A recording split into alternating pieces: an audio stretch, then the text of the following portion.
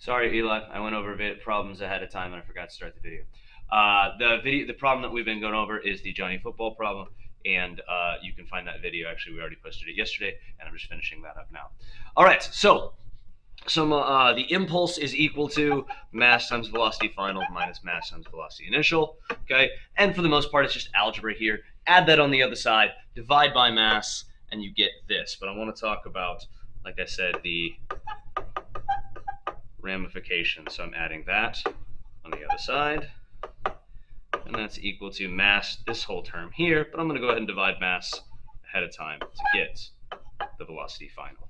So what this really says, when this mass on the bottom here was over here, was that the initial plus the change in equals the final. Okay, and I could plug my numbers in here. Let's go ahead and change colors briefly here. I think that'll work. Yeah, that'll work for right now. When you plug your numbers in for mass and velocity initial, if right is positive, that would make this negative 600 kilograms meter per second. Yes? Okay? That's a large individual. That's moving very quickly. You can get a sense that that is probably a very large momentum and very challenging to stop. Okay, so how could you stop a large momentum? According to the impulse momentum theorem, you could either use an incredibly large force for a short period of time, or you can put a smaller force out as long as you push for a larger period of time. In this particular instance, we see that the net force is 200, and I straight up tell you that's the net force. We will eventually get into individual forces, but for right now that's 200 times 1.7 means this is 340 Newton seconds. So what does that tell you? Well, it's going to change. Sorry, Eli, I'm pointing right now. There is basically a momentum this way, and the impulse tells you that that momentum that's going this way is going to change a little bit, but it's still going to be pointing that way at the end. Okay? Why does that make sense? This is a really large individual going pretty darn fast, and they got hit well, but for an amount of time. But obviously, if with that size, they're very likely to continue. Now, what if I was to replace Johnny Football? What if I was to replace Johnny Football with, I don't know, a third grader? Okay, so we change out Johnny Football, and now we have a third grader. What is the major difference? Okay, let's assume that a third grader can go as fast as Johnny Football, right? So they can still go at the, excuse me, they can still go at the 4 meters per second, okay? They're not in control of how hard they're going to be hit. This is some external person over here that we can't see right now, okay? So that's going to hit the smaller Johnny Football. So let's go ahead and change that mass, as was stated, okay, from a 300-pound person to roughly a 100-pound person by making the mass 50 kilograms. And let's see how that changes things. I have a quick question. Okay. Did you just combine it in mass and velocity to get the negative 600? Yes, it was 150 times. That was just me plugging the numbers in here and talking about the whole thing to get the result. And you know that to be the case because my units are kilograms meters per second. All right. So now that it's 50, what is the initial momentum? Cut the mass by a third.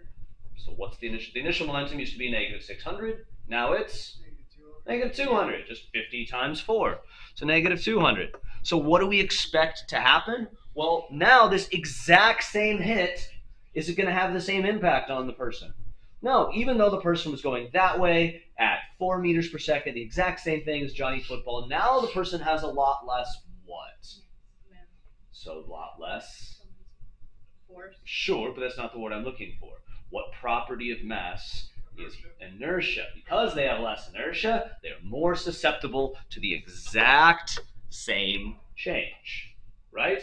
Where before, I was going 600 left, 340 brought me to a still negative 260, which meant the person divided by their mass of 150 was still going that way at roughly 1.7 meters per second. They kind of slowed down. They slowed down to basically half, but you can imagine a giant, a giant fullback getting hit, but still moving forward at the same time. Now, if you imagine replacing that fullback with a third grader, you could fully expect that same hit they're not going to continue forward. And we can see that here because I've got now negative 200 plus 340 is going to give me positive 140, which means now the person is headed that way, right?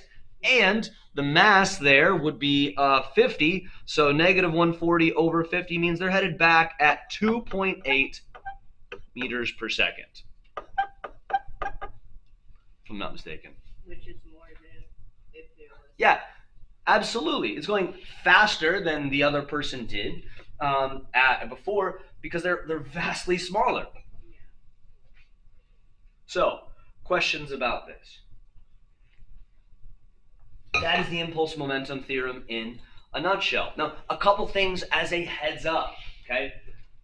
Think about 1.7 seconds, okay? Let's just say roughly 2 so that we can kind of estimate. 1 1,000, 2 1,000. Now imagine a football hit. Is 1.7 seconds a very normal amount of time for somebody to be in contact with another individual? No. Now, when you think of a football hit, you are thinking of fractions of a fraction of a fraction of a second. So, what numbers up here are probably a little bit... Oh, I also want to... This here, right, this time is not like a total time, okay? That is the time of the collision while they are involved in Newton's third law, okay? So they hit, if they hit and then leave, that amount of time that it took for them to hit is that delta t right there. All right, let's move on today. So that is the impulse momentum theorem. But I said that the entire heart of this chapter was based in Newton's third law. I need 2 more football players' names, okay? We're just going to go first names on this. Aaron. You have all don't John Football the second. Give me a different name, so it's a different situation. He's a different person. He's just a part of the different I'm going to ignore you. I'm going to ignore you until you tell me a good name. Aaron, that's a good one. Aaron is fine. Yeah, he was a killer. You don't remember Aaron Hernandez? You're very stuck on Aaron Hernandez, but sure, Aaron. You have the choice of all of the names in the world, and so far you have given me John and Aaron. Jimmy! You can. Jimmy football. I'm complaining about the plainness of the names. You have the vast language at your disposal, and you have now chose John, Aaron, and Jimmy. Scrimbopulus. Oh, I'm sorry. Okay. I'm so sorry. I'm sorry. Great. I'm so sorry. You can go ahead and feel that, white boy. All right, moving on. Arnold. I mean, so am I. Andrew's in the same category. That's fair. But as a white male, I don't think you get to stand back there and be like, I think my name's special. You're special, buddy. You've had your time in the sun. It's other people's time. Okay. Brady Let's move retired on. today. Not February 1st. All right, give me another. Give me. Let's do this. Oh. Give me a female name. Brittany. You already chose. What's chicken with Scrimbopulus? Scrimbobulus is the female name. Done. It is a gender neutral name, yeah. All right. Scrim for short.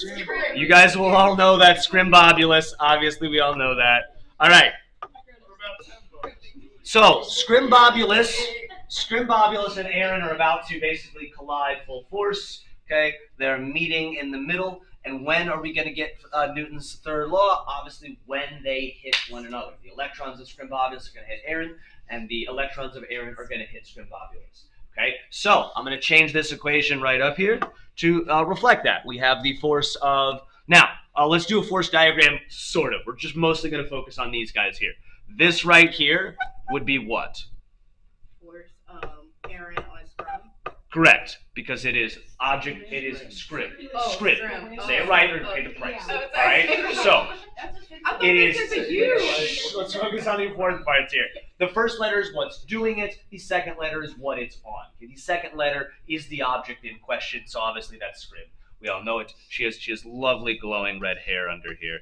Okay, which of course we can't see it. We can't see it, of course, because of the helmet. It's kind of out the bottom type deal. But anyway, not important. Okay, then we also have.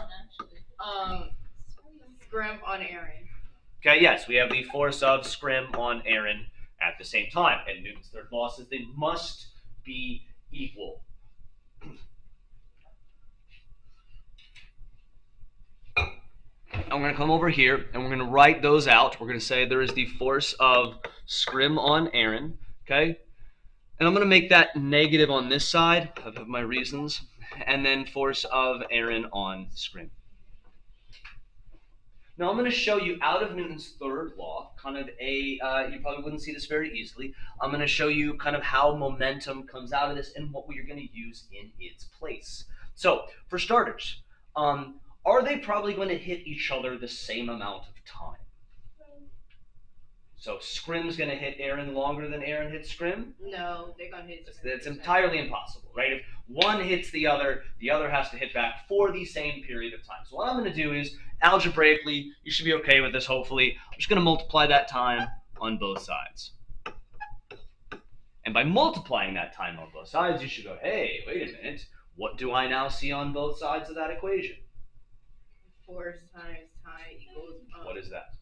Power. Impulse. Oh yes. Correct. We should now see impulse on both sides of that equation. And based on the equation we already have, what is impulse equal to? Change in momentum. So this left side over here is going to be the change in momentum of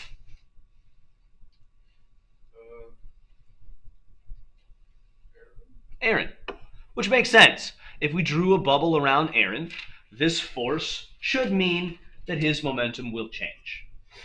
Make sense? You wouldn't have two people collide and not expect their momentum to change in some particular way. And that must be equal to, what's the right side probably going to be? Yeah. Correct. The change in momentum of Scrimbobulus. Okay, now, what that means, according to that equation, is that if one changes a certain amount, the other will change by the exact same amount in the opposite direction. Okay? So, if Aaron, okay, changes to the left, then Scrim changes to the right, which should already have been obvious given that you have the force pushing left on Aaron and the force pushing right on Scrimbobulus. Okay, so now I'm going to add a little bit to this. Change in momentum. How do we get the change in anything? Final minus initial. So I could take this right side here and say this is the momentum of Scrimbobulus final minus the momentum of Scrimbobulus initial. And the left side would be, don't forget I have this negative out here because of the negative in third law. I have negative times momentum of Aaron final minus momentum of Aaron initial. Now I'm going to distribute out that negative. Oops. Maybe, possibly. Eraser. Come on, buddy. Right, there we go. Distribute out that negative, so I'm going to get a negative here and a positive here. Go ahead and just erase that too. Now I'm going to do one last piece to this particular puzzle, which leads us into a quote-unquote new equation. But once again, you'll notice while the impulse momentum theorem came from Newton's second law, this new equation that we're creating came from Newton's third law, and is one of the most valuable pieces that we will probably use in this chapter. And all I'm going to simply do is take this guy here and move it on the left, and this guy here and move it on the right. So I have the momentum of Aaron initial plus the momentum of Scrimbobulus initial equals the momentum of Aaron final plus the momentum of Scrimbobulus final. Or, remember obviously that Aaron and Scrimbobulus are placeholders for any particular object. So if you want a more generic way of saying that, this is the momentum of object 1 initial plus the momentum of object 2 initial equals the momentum of object 1 final plus the momentum of object 2 final. Or the generic way to say that is, if you add up all the momentums initial, you get all of the momentums final. And this is your generic last equation. And that looks really similar to something we said last chapter. When we add up all the energies, we should find them, right? What was that called? Conservation. Yeah. Conservation of energy. So this would be conservation of momentum.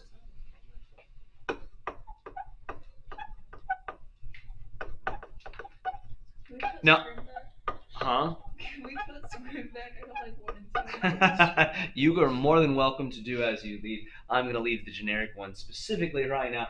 We will definitely use Scrim and Aaron in the future. But this is going to... Now, a couple of added things. I'm not showing you this, but if there is actually a third or fourth or fifth body in the object, okay, that you can just simply add that body by adding a term to this particular equation right here. So you can say the momentum of 1 initial plus 2 initial plus 3 initial equals 1 final, 2 final, 3 final.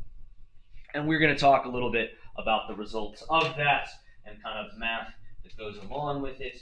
I did that. Okay, so let's talk about some... Which examples do I want to do first? Let's start with this, okay? What this says is with Newton's, with impulse, conservation of momentum, goodness, words are hard, first in the morning, okay? We can look at some situations that should make really good sense based on previous experience, okay? For starters, okay, let's begin with, let's say you're sitting by the dock of the bay, watching the tide drift away. All right, so here you are, you're on the dock, and there's a boat, okay? And you decide, the boat's not tied for purposes of this particular conversation, okay? And you decide to go running at the boat. Okay, I'm not going to worry about specific numbers as it stands right now, but I am just going to go ahead and throw this up here. We have the momentum of U initial plus the momentum of a boat initial equals the momentum of U final plus the momentum of boat final. But there's actually a simplification that we're going to draw on that here in just a second. All right, so you go running at the boat, okay, and you jump in to the boat, okay. What does the boat do? It moves. Of course it moves. Okay? But let's talk about a few things here. Number one of these 4 terms that I've drawn up here cancels. Which one and why? Boat initial. Okay? Now, unlike last chapter with energy, when with initial and final you could pretty much look anywhere and you kind of had to get used to it, the great thing about initial and final with momentum is what are we specifically talking about? We're talking about when there is an impulse, when there is a net force, or in other words, when there is an interaction between the two objects. So when we say initial and final here, there's a very distinct looking at, so when is initial? Before the two objects make contact. When's the final? After the two objects have made contact. Yes? Okay, so all of the momentum initial, okay, I'm going to show you what's known as a momentum diagram here, which is helpful for us to see kind of what it is that's going on. All of the initial momentum, which I'll describe as an arrow here, this is the momentum of U initial, okay, and that is the total momentum initial, right? According to this equation, that must be equal to the total momentum final. Now, I know I'm drawing 3 arrows that are exact same size, but they all mean slightly different things. So, what does the boat do? What does the boat do? Definitely moves, okay, after you've collided with it. Sure, moves which way? The right, and the last piece of the puzzle that you definitely need to get is that what's the difference in the motion? Because we were running to the right. It's going to be moving how relative to you? Slower. Definitely slower. Why? Because it was 0 before, so we just no? All of the momentum is transferred. Every bit of the momentum gets transferred, right? That's still on you. That's not... Yes, that is true. But let's say it like this. Let's do this differently. Okay? What will happen to your momentum then between the initial and the final? It's not going to stop. So think about it. If you're in the boat, are you going to be moving at the end? No, yes, the boat will be moving, but you're in the boat. Are you also moving? This is not relative to the boat. This is relative to a third person. Sure, exactly. Yeah, it's not relative. I mean, it would be, we would have to say every physics situation in general here has to be taken in the same frame of reference. So it's gonna be we see less. you moving here, we're standing over here on the shore watching this situation, right? So you get in the boat, would we see you moving? Yes. How has your momentum, though, changed? Your momentum is less. You have reduced your momentum. According to conservation of momentum, why did you have to reduce your momentum? To give Yeah. some of the momentum over to the boat. Okay? The other way to say that particular situation is this. I could look at the math and go, all right, well, this is mass times velocity final, and this is mass of you, right? Plus, this is mass of the boat times velocity final. What is probably a fair assumption about your velocity final and the boat's velocity final? They're going to be the same. So algebraically, what could you do with velocity final then? Cancel it. To cancel it, you got to have it in every single term across the equation. But I could factor it out. Correct. Meaning I would get mass of u plus mass of boat times velocity final. Or probably my favorite way to look at this is this. Instead of that, we go, hey, this is now mass total times velocity final.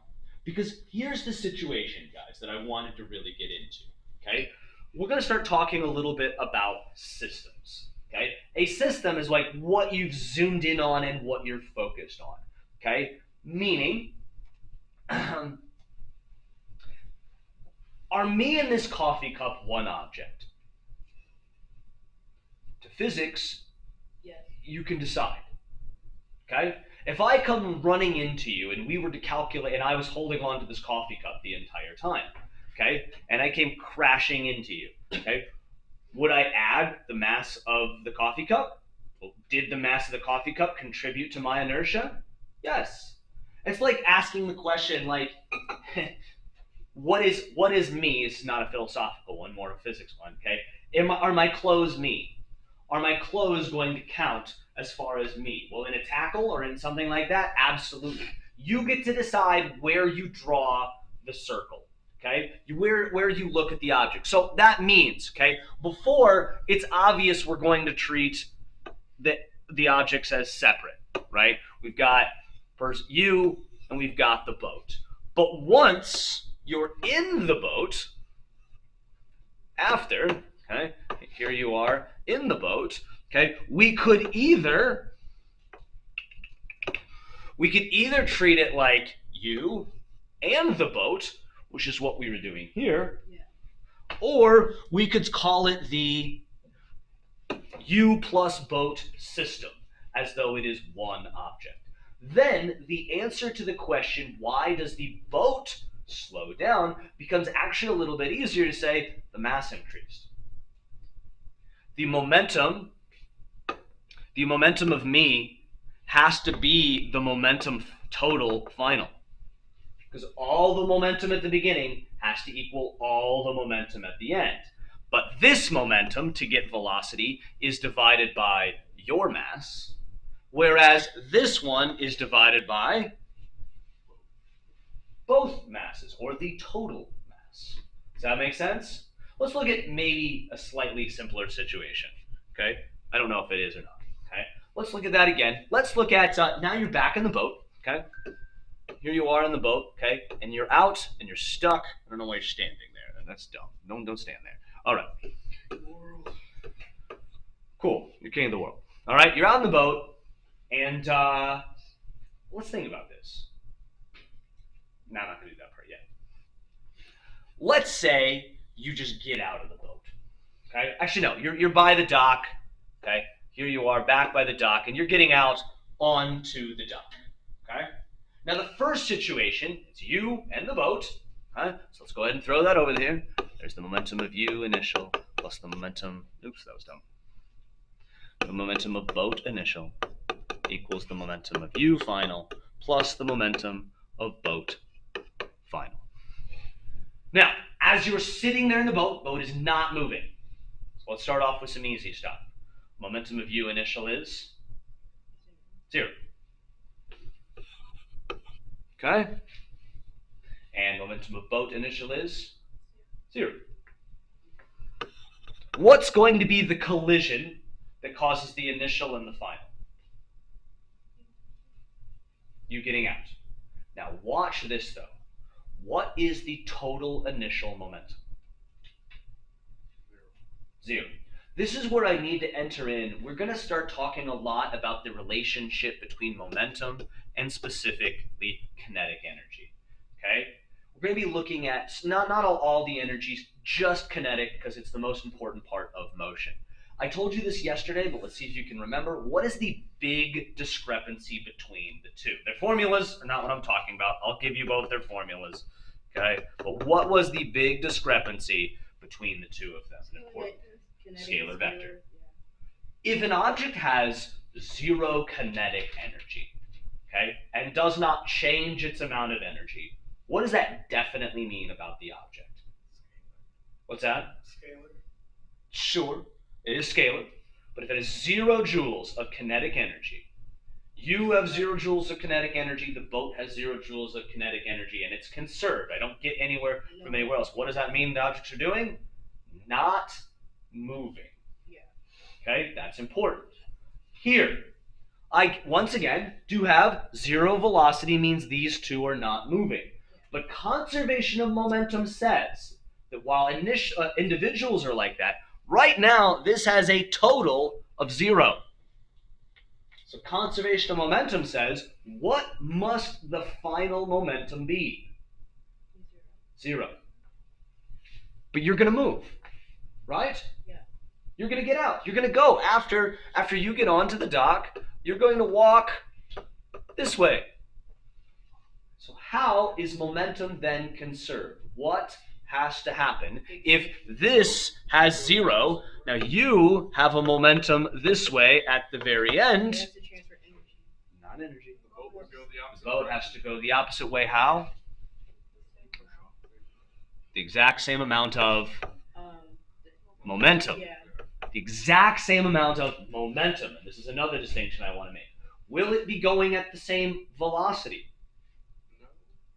I should actually say speed here, because velocity definitely not. They're in opposite directions. But speed. Will they be going at the same speed? Assuming the masses are different. Well, I'm going to go ahead and go out on a limb and say that your mass and a boat's mass are probably fair Like to a- say different. Wooden raft. I mean, that's what I kind of had in my mind, but I don't think you weigh the same as a canoe or pretty much any boat. If you do weigh the same as a boat, that's very oddly specific, and I think you made that happen. I think you went out, grabbed a boat to make that. So, should the boat be going your same speed? No, it should probably be going slower because... Yes, absolutely. Let's try this again. What's that?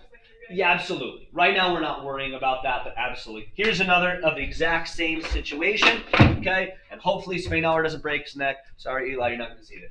All right, so Spainhour is going to stand on a skateboard. Here we are, standing on a skateboard. Don't Try die. not to kill yourself. All right, probably going to. It's going to happen.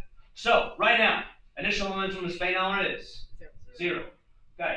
Initial momentum of the skateboard is 0. So our total momentum is 0. So any collision between me and the skateboard has to remain at 0.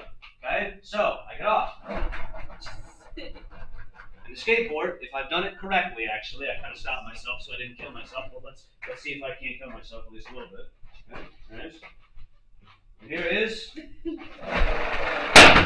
Okay. Who's going faster after the collision? The skateboard. The skateboard is obviously going faster. Okay? Why did it go that way? Why did it go that way? You went that I went that way. What we are literally talking about right now is how every single one of us moves. We move through conservation of momentum. We move via Newton's third law. We must maintain momentum entirely. If I want to move left, basically it's real simple. Something has to move right. The wall, on floor. Something in general has to move right. In this case, it's actually, you could say the school or the earth, Yeah. whatever you want. I'm pushing the earth that way. If I walk in the opposite direction that the earth is spinning, I am slowing down the earth technically. Now, why is it probably not going to have a major impact? Earth's got water Earth has a mass of 5.98 times 10 to the 24th. We have a mass, I have a mass of something times 10 to the first, 10 to the second, somewhere like that. Okay, probably 10 to the first. So I'm off the Earth by 10 to the 23rd, which, to put that in perspective, is 10 million trillions difference. Okay, so yeah, it's probably not going to have a huge impact. But this is how you jump. If you want to go up, something has to go down. Think about back to the boat. How do you move a boat? You push something the opposite way. You push water the opposite way, right? How do you? I mean, you could put that with the engine. You could put that with literally anything. Swimming is literally grabbing handfuls of water and throwing it behind you so that you move the other way. Yes. What's that? Sure. Go ahead. Okay. So this is almost the end. This is almost the entire end of this particular chapter. Okay. Now, what we've been dealing with right now is primarily,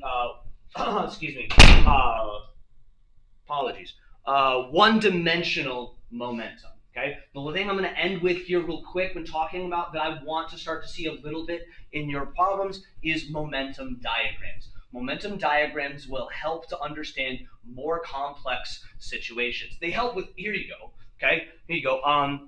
My apologies if you're not a baseball person.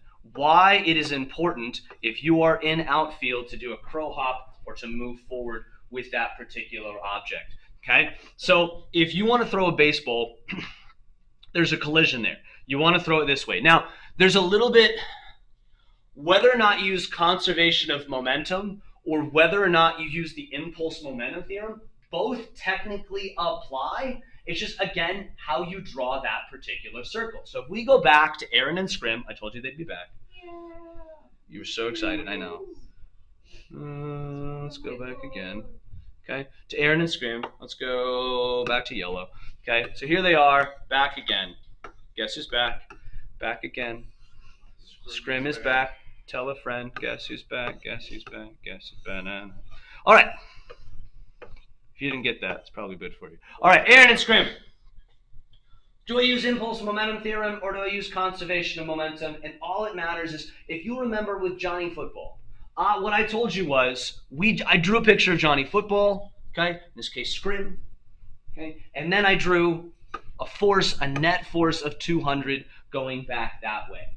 But what I told you is what was causing that was an invisible person over here. So if I draw the circle like this, if I look at the system of just Scrim, in this case, will Scrim's momentum change? Yes, absolutely. Basically what we see is there is a net force on the circle. There is an extra force going outside of the circle. It is not balanced inside the circle. So momentum of Scrim will change. Obviously, hopefully you know, to the right.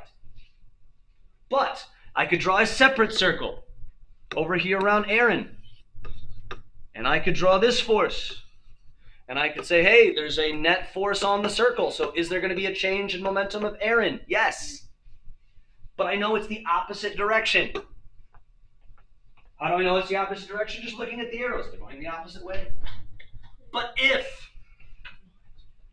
if I then draw the circle like this, I draw the circle around both of them. Is there still a force on Aaron and Aaron on Scrim? Absolutely there is, but now it's considered an internal force. Okay? Meaning this system, okay, has that force and it has that force. What are those going to do to each other? Cancel. They're going to cancel. Meaning, is there now a net force on the system? No. And therefore, total momentum initial equals total momentum final. And how does that relate to our change in momentum? Well, this change in momentum of Aaron is equal and opposite to this change of Scrim.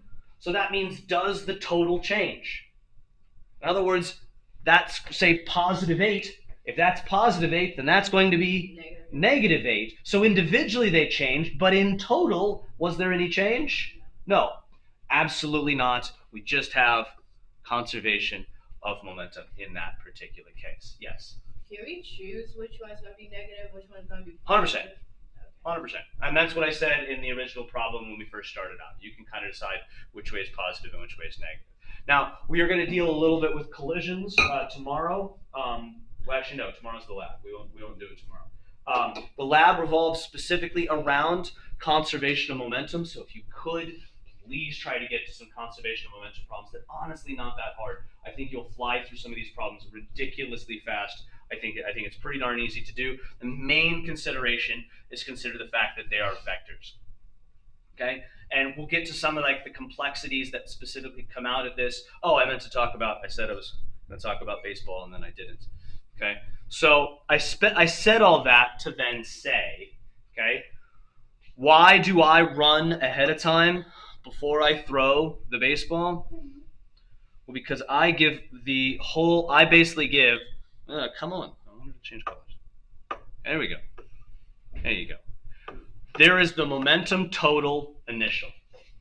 Okay? So I will then change the momentum of the ball because am I going to put a net force on the ball? Yes. But if it already has a momentum and then I change it, is the momentum final going to be more? Is it going to be faster? Yes. I'm going to throw it that much further in that particular situation. There's like three other things I could possibly do. Let's see if I want to get this real fast. Oh, I got you. Last example. Now, if I can show the video, that should be even greater. So, the internal forces conversation means you cannot move yourself. Meaning, if you were in outer space, and you were stuck in the middle of a room, say the middle of a show, theoretically, there'll be a video at the beginning of next class. Okay, and you decided to go, I want to go this way. So, what's the problem? Why will you not go that way? What did you do? What did you do to make your arms swing that way? You put a force of you on arms, but instead of thinking of the system as you as one thing, thinking that as two separate things now. There is arms and there's the rest of Spanauer, right? So if Spanauer puts a force on arms, and what do those forces do? Right, that means if I have an E force that way and an equal force that way, the net force that I can put on me is 0. So in order to actually go somewhere, I need to make it external, so I got two options. One, let's say I'm in the middle of space and I got a wrench. Simple stuff. If I want to go that way, what do? I throw the wrench the other way. Or, in a much more morbid capacity, if you had a saw, you could throw the saw, or you could cut off your arm. You could cut off your arm and then throw it that way. Now the arm is external to you and going to go that way, to the left. So what are you going to do? Go to the right and hopefully not die of blood loss in the particular process. And the video that I have to go with that is they played, I don't know if it's necessarily a prank. I'm pretty sure he did it on purpose. Where's it at? Forces. Come on. It's no longer available due to the shutdown of Live Leak. I don't know what you're talking about. All right. You don't know Live Leak? I don't care. We're moving. The internet's #1 beheading website. So this is put an astronaut in the middle of the shuttle to see if he could get out. Have you seen that video of the guy in the gorilla suit in space? You have not? Just watch this Please, first. No, pull it up afterwards, please. Shut your face. We got stuff to Please, talk please. about. No, shut up. We got this. Yes, maybe later, but focus on this first because I want to talk about it. Should have put Funky Town over there. Okay. Great job. You're excellent. Meme culture and all that. Stop learning from the internet. So you'll notice he's doing something in particular, and what you'll notice here at the end is that he does make it to the side. Not easily, but he did make it to the side. So that kind of defeats what I just said, except no, it doesn't. How did he actually conserve momentum in this particular example? How did he get to the side? I said that if conservation of momentum happens, he can't move himself. How did he move himself? What did he do? Figure it out before tomorrow. You gotta find that gorilla video though. Maybe in the future. No, I think he liked it. I believe you. I'm not worried about it right now. You have an early bird. It's actually not a good yet. It's not a good.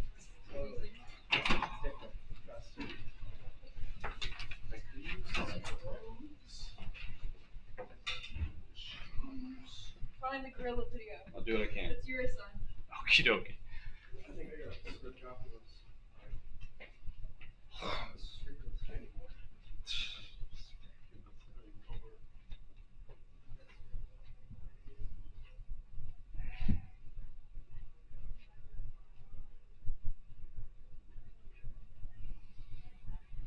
Ah, sorry. I gotta stop.